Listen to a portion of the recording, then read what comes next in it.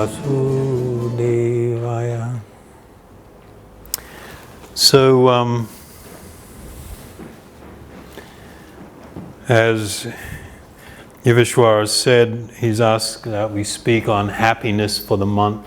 So this is like a really big subject, and it's a really important subject. And unfortunately, we don't generally take it seriously enough. The latest stats tell us, ready? Over the last 25 years, there has been a 75% increase in unhappiness, depression, and associated conditions. Part of our problem is that we're very much subjected to what's called conditioning. There's a really well-known psychologist who has done a lot of clinical work. He's written hundreds of books, or at least 100 plus books.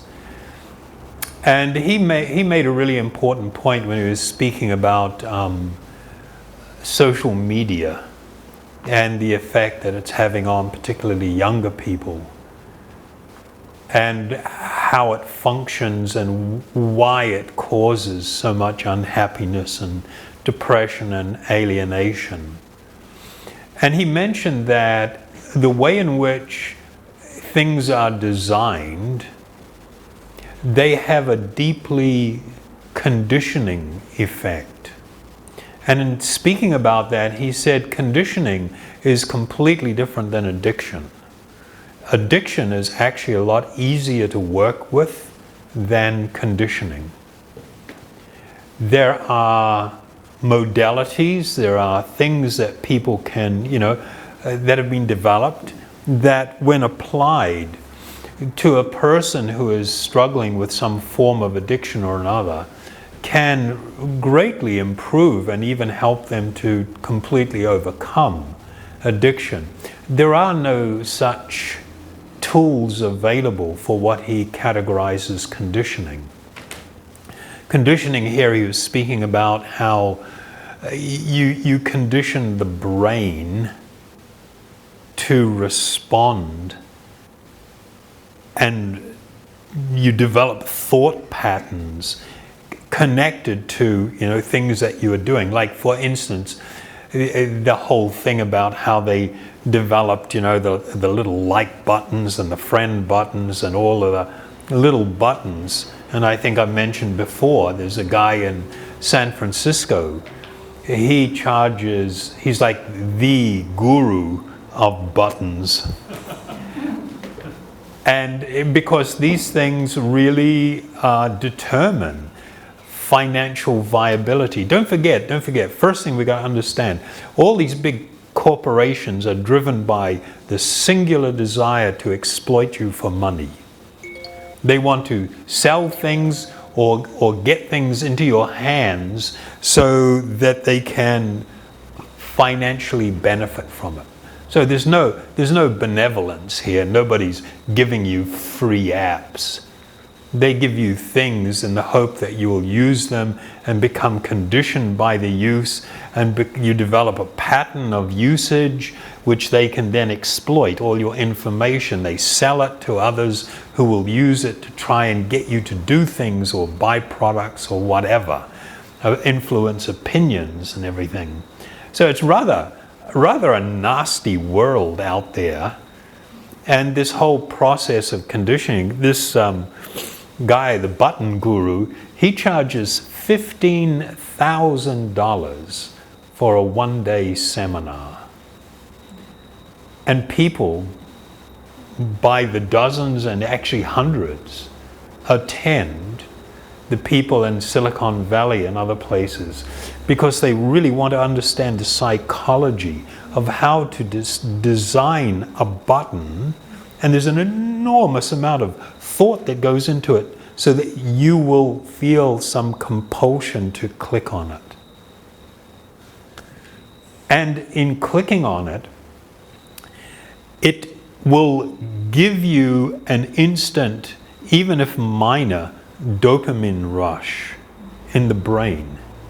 And every time you do that, it's like a rat or a mouse getting conditioned by, rewarded every time you do something.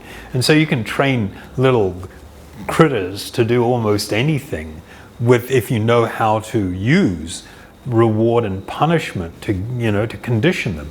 And so what happens is that the brain actually begins to create new pathways that are very much connected to certain responses to things and then what you get back from it.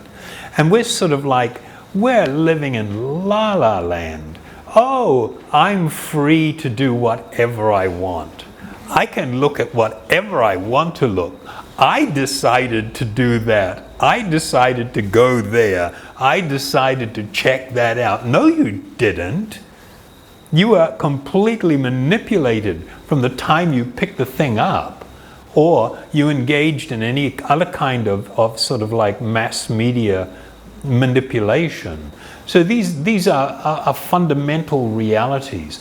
But I thought what was really interesting with this really well-known psychologist was when he talked about the whole conditioning of response and how it actually really takes over your life. This concept or idea is found in the Vedas thousands of years ago. And it deals with the conditioning of the living being, the spiritual being residing within the body, the conditioning to pursue happiness as if it is a material experience. And the reality is, they tell us, it's not a material experience. It's an actual spiritual experience. And you can have unlimited amounts of physical, mental, sensual stimulation and experience all kinds of pleasurable feelings, and it can leave you completely depressed. And there's a reason for that. But we're not actually trained to be more thoughtful. This is meant to be some sort of enlightened time, but actually people are less enlightened now, in my estimation, than they were in previous eras. This era in which we live in the Vedas is called the age of Kali, which means the age of quarrel, confusion, and chaos. And they say that in this time, people are less intelligent. Oh yeah? Did you have an iPhone back then? No, it's not a sign of intelligence to develop technology. The sign of intelligence is, what is your purpose in life? And how are you using things? And whether you are being used by things or you are becoming truly independent. And the foundation of this independence was a wonderful, and I'm going to describe it as this way, as an inward journey. We live in the most superficial of eras where everybody seeks to find happiness and fulfillment and purpose externally. We look out and we're looking, and that's what this thing, people are just like swiping, and it's like, just going and going. We are looking externally for that which actually is the result of an inward journey, an inward quest. This was how it was described. And so it's considered not very smart to repeatedly do the same things that produce not good outcomes, and we just want to do it harder We want to turn the volume up, squeeze of lemon, a little bit of hot sauce maybe, something to spice it up, that maybe this next time it'll be a bigger and better rush, what I'm actually looking for. And almost all addictions are based upon this principle. There is this emptiness, and there is a desire to escape this feeling of emptiness, to find something to fill up that hole. For me, one of the most unfortunate things is the idea or notion that's commonly held within the psychiatric field, and I don't mean to be critical, that unhappiness or depression is a mental illness. What if it's not? What if that's a natural reaction to what you're doing? Oh my God, that's a whole different world. That opens up a whole different idea, of how to deal with things. I mean, there is this fundamental idea, and of course the drug companies have been enormously influential in promoting this idea that happiness has come from some form of imbalance, and that imbalance by nature is chemical, because your body and your brain are chemically based. And so when we get a better balance of chemicals, we can induce a state of more happiness and contentment. And that's just not true. There is no, they have not yet found one drug that can actually cure a mental illness. I don't know if anybody else has got a different opinion, but this is actually a reality. Because if you could cure mental illnesses, drug companies would almost go out of business. They are dependent upon feeding you things and training doctors, conditioning doctors that this is what you need to use to treat this ailment, this newly defined ailment. Hey, what if it's not an ailment? What if it's just a natural response to looking for happiness in the wrong places, looking for protection, looking for love, looking for safety in the wrong place? If you do that enough, you will get depressed. Another example of this conditioning, and this whole idea that there's a chemical solution, people don't think of it in those terms and talk about it in those terms, but that's pretty much what is being promoted. One of the most common and widely socially acceptable chemicals is alcohol. Alcohol is a chemical. And why do people drink? Does anybody drink to become unhappy? There is this association that drinking will produce happiness. And it's often, I tie that idea to the initial beer or wine that I have, and this warm sense of well-being, and kind of like everything loosens up. All my stress and tension, and it's now, yeah! The reality is alcohol is a depressant. It's not an upper, it's a downer. It is a depressant. When you take it in very small quantities, the depression of the suppression of your nervous system and your thinking actually becomes suppressed. So a highly active mind now slows down, yeah. And even the speaking slows down, yeah. So it is, and if you start now continuing to drink, you go from the sense of a little bit of well-being when I initially took it, because it's sort of like instantly almost, within a few minutes, changed things for me. But this becomes a slippery slope, and I'm going to be heading into a depressive state.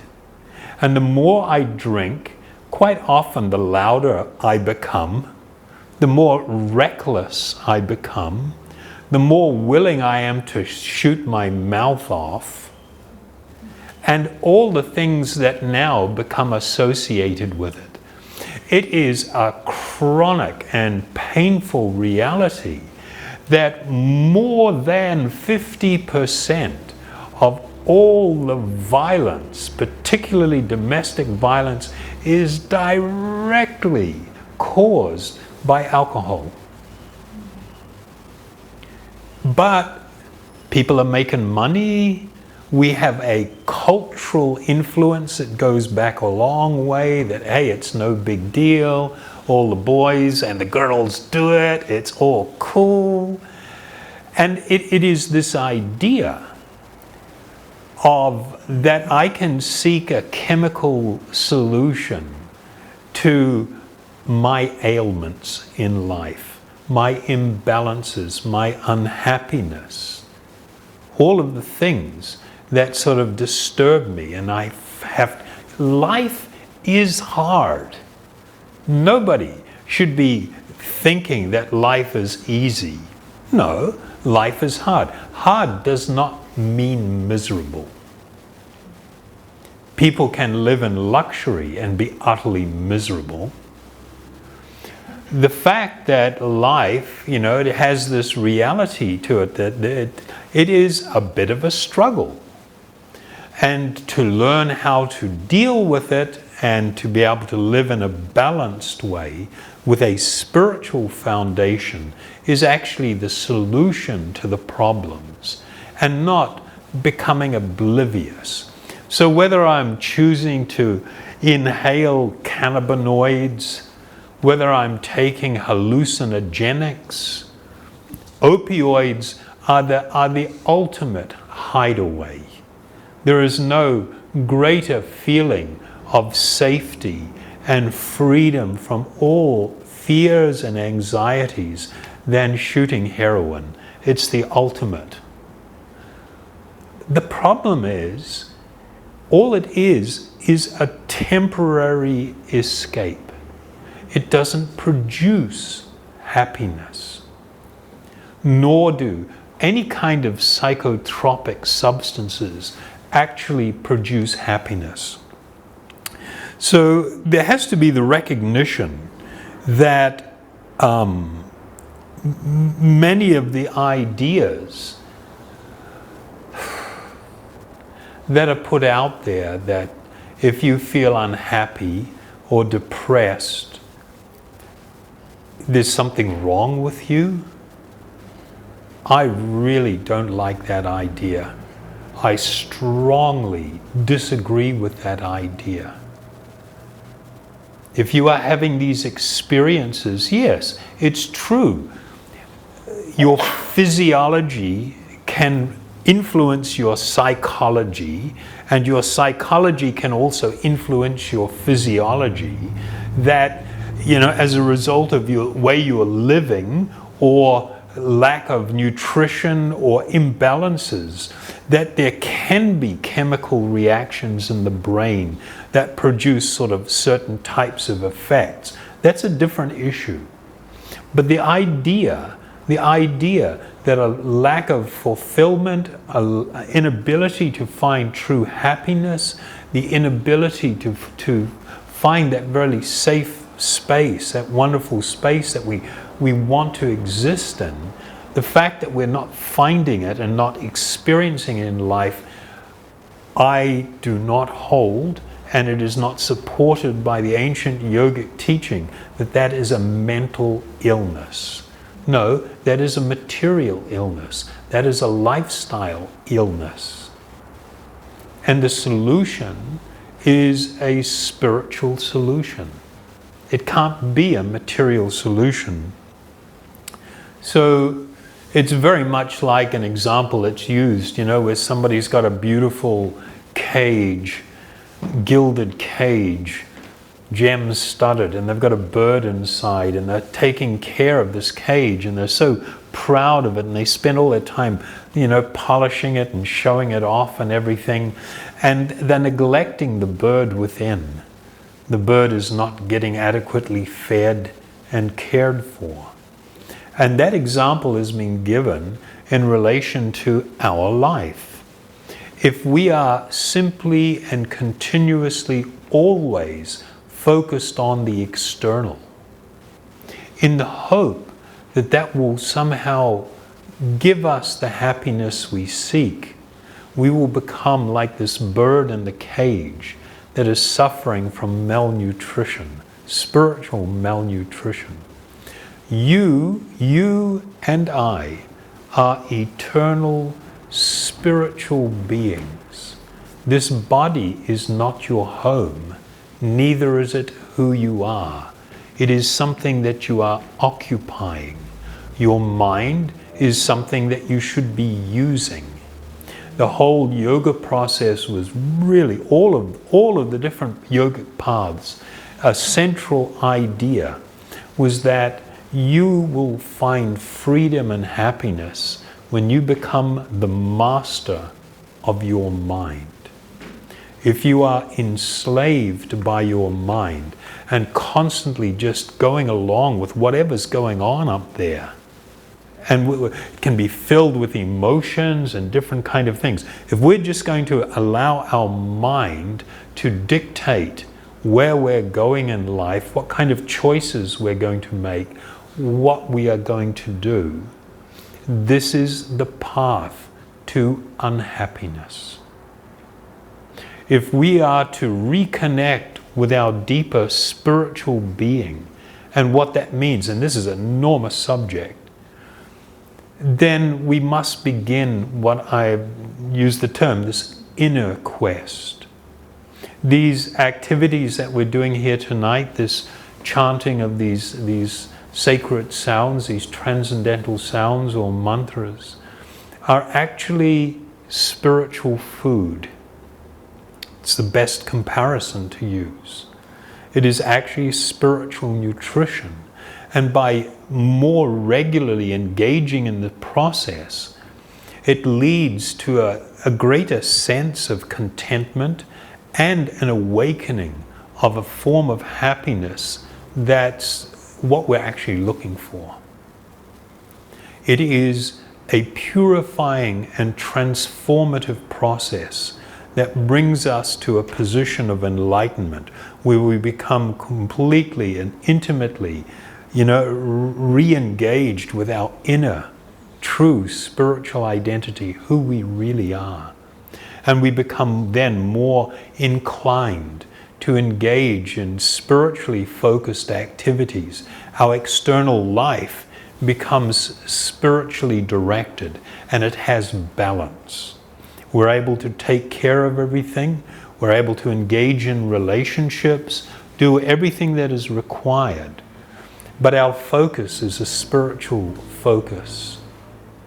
And because of that, our influence on others and our own life becomes increasingly more wonderful. So I'm just going to close out with a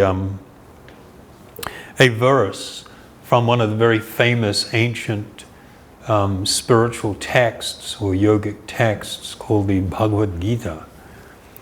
And it states, "One whose happiness is within, who is active and rejoices within, and whose aim is inwards, is actually the perfect mystic, and he is liberated in the Supreme, and ultimately he attains the Supreme." So, as I mentioned, we don't have that much time on these nights. If you would like to sort of further your journey by learning more, we have quite a lot of online resources and videos on Facebook, and we've got a YouTube channel where we try to share all of the wonderful gifts that we have received over a long period of time now. And I would encourage you very much to utilize those if you're inclined. Does anybody have a question? Was this okay? Yeah? There is light at the end of the tunnel. Do you think we really are more unhappy than we were years ago, or do you think it's just more recorded? No, it's actually more unhappy. They have. It's quite academic how they go about doing this, and people have been gathering data, quite intense data, since about 1920, because it was initially used for the purpose of advertising when they developed the whole process of advertising and how to exploit people to the max, how to shape messaging.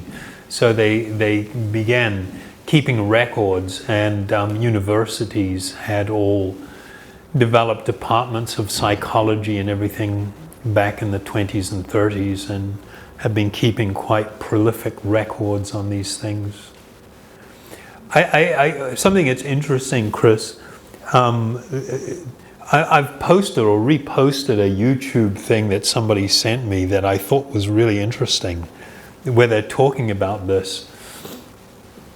And this Russian psychologist was saying it's really interesting how people who, if they were in their 40s and up, when they first engaged with social media has a completely different effect on them, because they already are in this mindset about communicating in writing and mail, and it was just a whole different.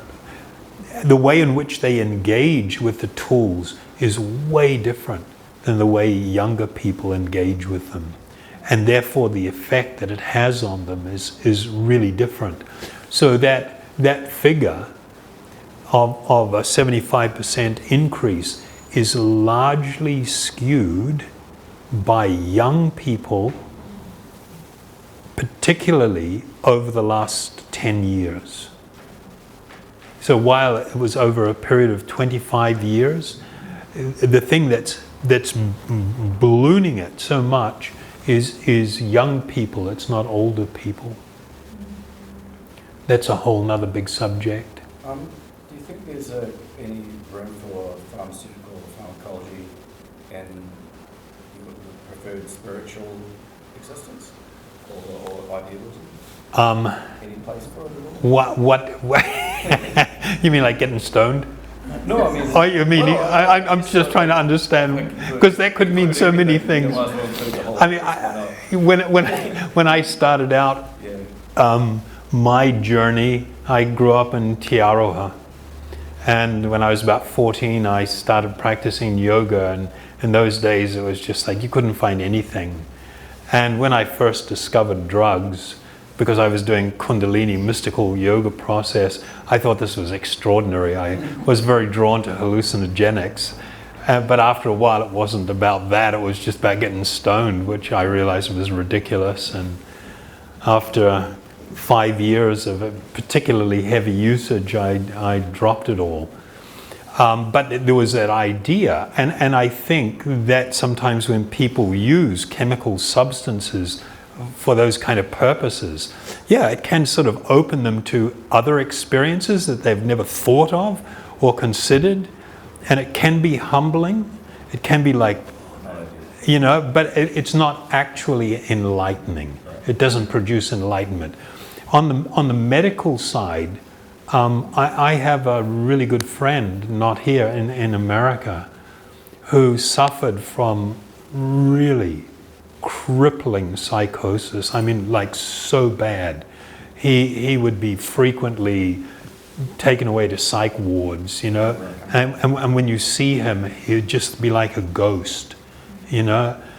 But he used this process that we're engaged in, and he had been advised to judiciously and carefully use the medication that was being prescribed, not to dull him out, but to bring a balance to his life. And he needed to do that because there were actually things that were wrong, you know, physically, that were addressed by the use of lithium, and I mean, talking about really heavy things.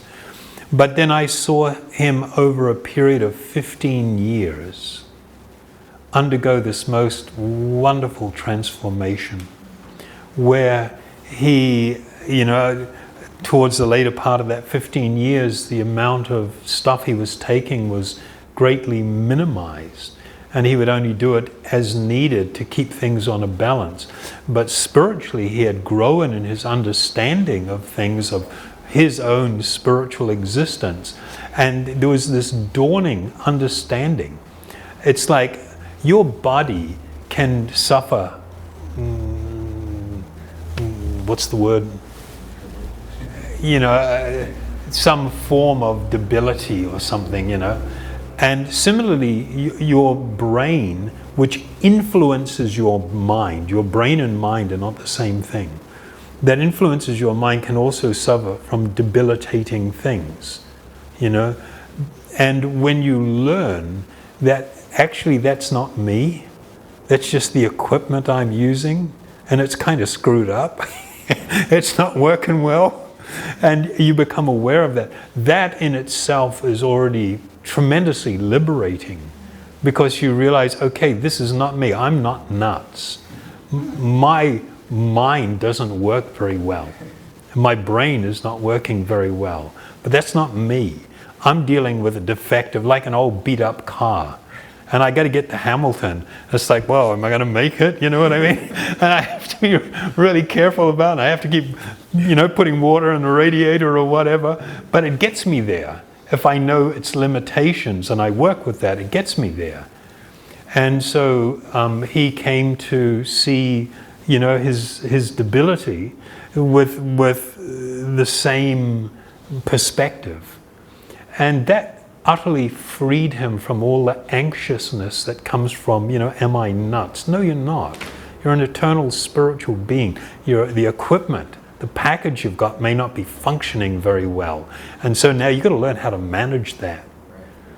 And that does not inhibit or prevent you from developing tremendous spiritual insight and having wonderful spiritual experience, just like anybody else, everybody else.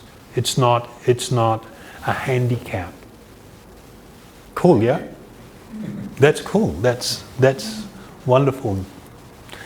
Okay, thank you so much. So let us chant.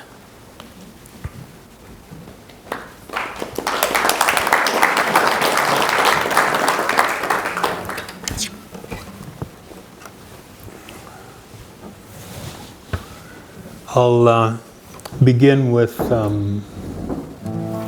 Haribol Nitai Gaur.